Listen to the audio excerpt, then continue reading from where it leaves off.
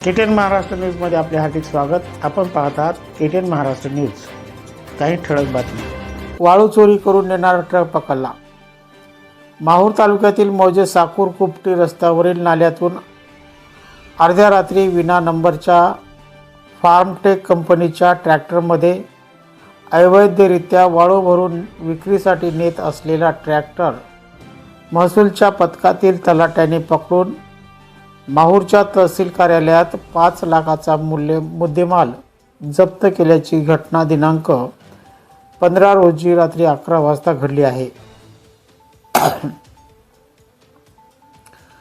जिल्हाधिकारी राहुल कर्डिले, सहाय्यक जिल्हाधिकारी जेनित चंद्रा दंतुल्ला तसेच माहूरचे तहसीलदार अभिजित जगताप, नायब तहसीलदार कैलास जेटे यांच्या मार्गदर्शनाखाली तालुक्यात ठिकठिकाणी नदीपात्रावर तसेच नाल्यावर वाळू चोरी होऊ नये म्हणून बैठे आणि फिरत्या पथकाची नेमणूक करण्यात आली आहे।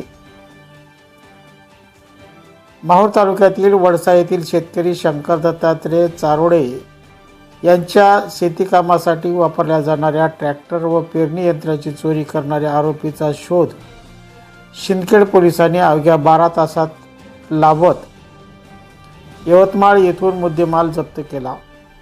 या धडकबाज कारवाईमुळे शिंदखेड पोलिसांच्या कामगिरीचे सर्वत्र कौतुक होत आहे।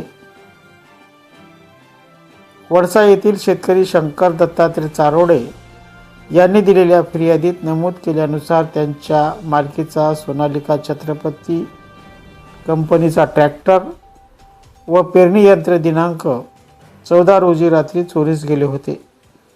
अल्पावधीत चोरीचा छडा लावणे व मुद्देमाल जप्त करणे हे पोलिसांसमोर मोठे आव्हान होते।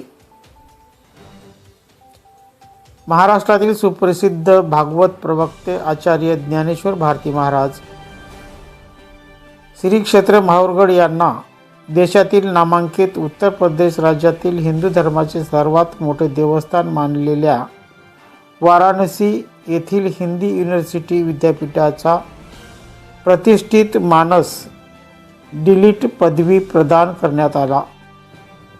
हा भव्य दिव्य सोहळा वाराणसी येथे संपन्न झाला। या सोहळ्याला साधू संतांची मोठ्या संख्येत उपस्थिती होती।